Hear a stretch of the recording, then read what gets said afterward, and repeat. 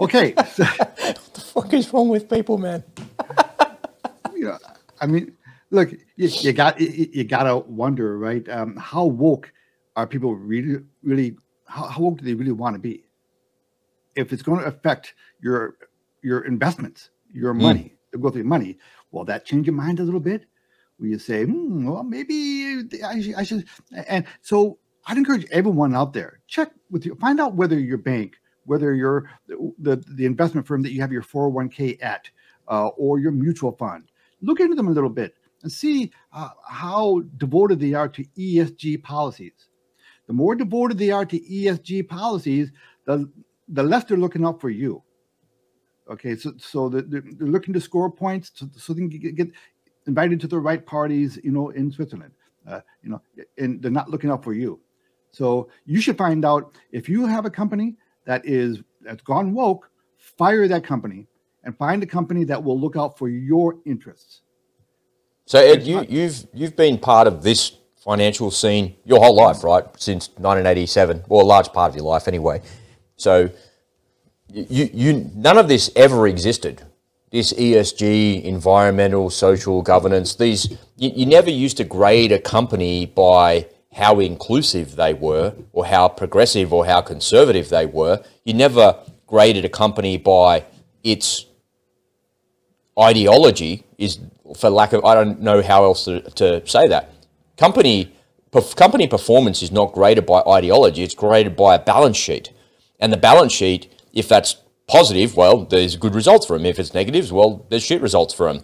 But now they've introduced this ESG thing, and they're grading a company by environment, whether they have green credentials or not, whatever that means, their social inclusion and the way that they govern. Okay, governance is a good one, but governance is a matter of regulation. The SEC are the ones who govern public companies, and they're the ones that say how you do or you don't do things, and they're the ones that wield the stick and apply that stick regularly, in fact.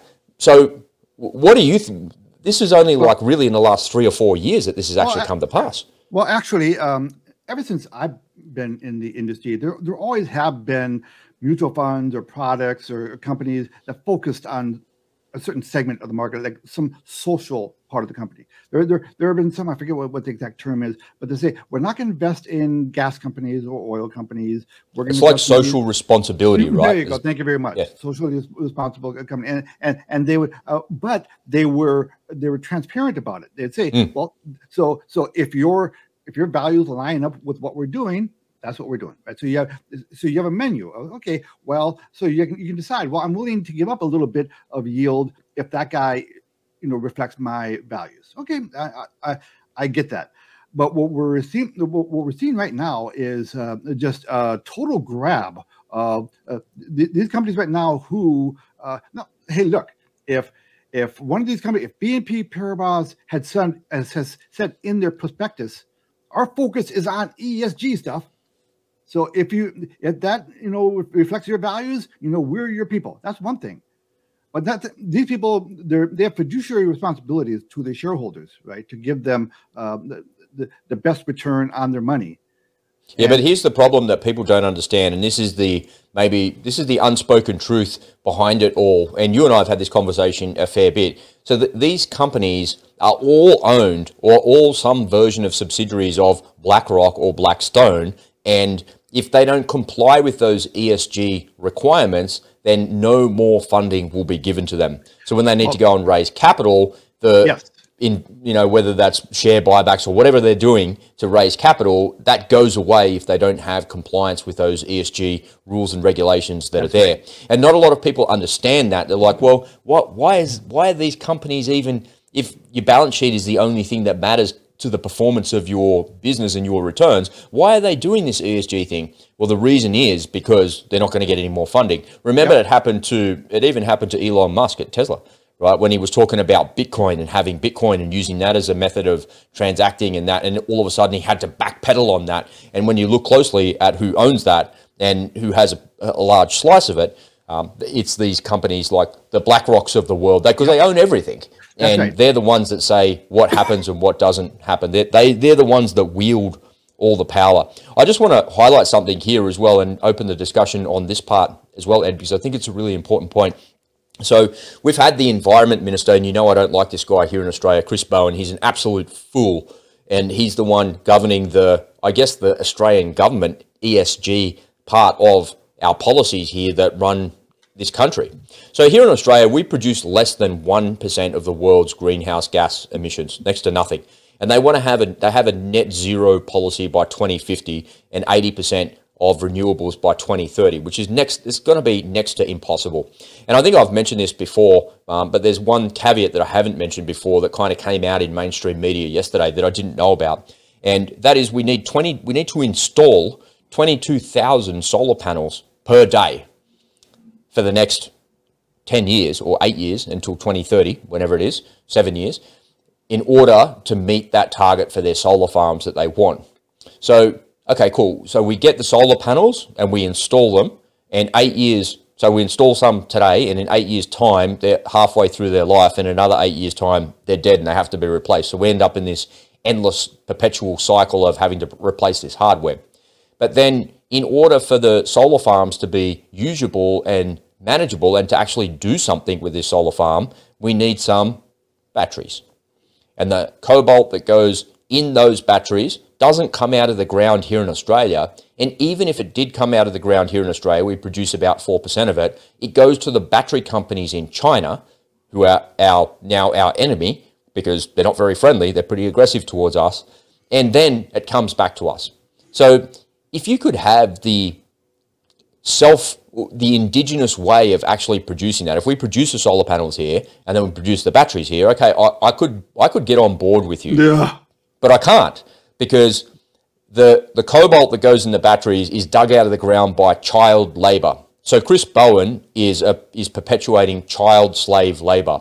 And it came out yesterday that, and this has always been there, it's just something that I didn't know. And maybe I'm being a mouthpiece of deep state, but I don't think so. Where the solar panels are actually made in China is where the concentration camps are, where the Uyghurs are.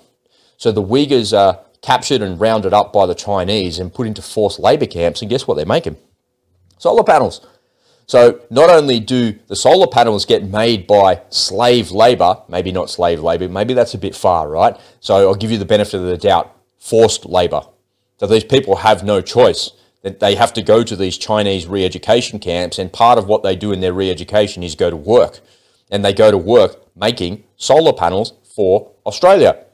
So where not only do we need 22,000 of these things installed every day, not just bought, but installed every day, they're being made by slave labor, and then the ingredients that go in the batteries that go with the solar farms are made by child labor and, same again, forced labor. But then on top of that, we need 40 wind turbines to be deployed every month. And the return on your investment on the wind turbine is 18 to 20 years. And then you have this awful destruction of landscape and wildlife. And then on top of all of that, you need more than 10,000 kilometers of transmission lines to go with it. So who's paying for all of this? Well, my grandkids, of course. This is a fantasy. The people live in a fantasy land. This solar panel fantasy has been around since I was in high school. That's when it first started taking off. And even though they've gotten maybe a little more efficient, a little bit better, they've never been economically viable. Oh, but they will be. Oh, but they will be. Well, hey, it's going on 40 years now, and but they will be. But they will be. And then you look. Maybe someday they'll perfect that guy. Okay, then let's make the switch. But let's not go all in now. It's crazy. But listen, even then, I wouldn't go all in. Where the hell are the environmentalists screaming about the toxic material in these solar panels? And those are non-recyclable. They go right into the landfill, and they're going to leach into your water. So the reason I raised that about Chris Bowen and his idiotic policies, first of all, it's damaging this country because it's costing us gazillions of dollars. So if you're spending all that money, so give them the benefit of the doubt and say they hit their target. We get to 80% of renewables on our grid in the next 7 to 8 years, and they hit their target. Okay, cool. So we got there. We only produce like 1% of the world's greenhouse gases. But it also came out in a study that the CSIRO here in Australia, the government body, the science body that governs science here in Australia, is saying that we sequester 4 times what we produce because of our land mass and because of there's so much vegetation on the land. So we're already at net zero times 4. And now you want to go and destroy the country economically. So let me tie it back to the ESG thing, right? Yeah. So we have an absolute fool who is in charge of this, and he's a fool. He came out last week and put a video out about how nuclear energy was all of these really bad things, and 2 hours later it was taken down. And he's a liar and a fool, and he's created so much discourse for the industry here in Australia and make this the laughingstock of the world because of his behaviour and the things that he said. But his policies of building 10,000 kilometres of transmission lines, all of these solar farms and these wind farms are going to be implemented. It's not like somebody from the federal government is actually laying the foundation for the new wind turbine there. No one's pouring the concrete or making the slab for that wind turbine from the government. They're all contractors. And these contracting companies are large, major corporations that have been tendered for by the Australian government. And these are the ESG companies. These companies are perpetuating this madness because they're like, yeah, we'll do it. How many millions of dollars do we get? How many billions of dollars do we get? We'll put our hand up. We'll do it. Look, here's our credentials. Here's our tender application. And it's just perpetuating it. And if this ESG garbage didn't exist, those companies probably would still exist, but not in the same way. And the ideology behind it is just not there either. The free market is always the best way to go. The free market will find a solution for everything. If it's profit motivated,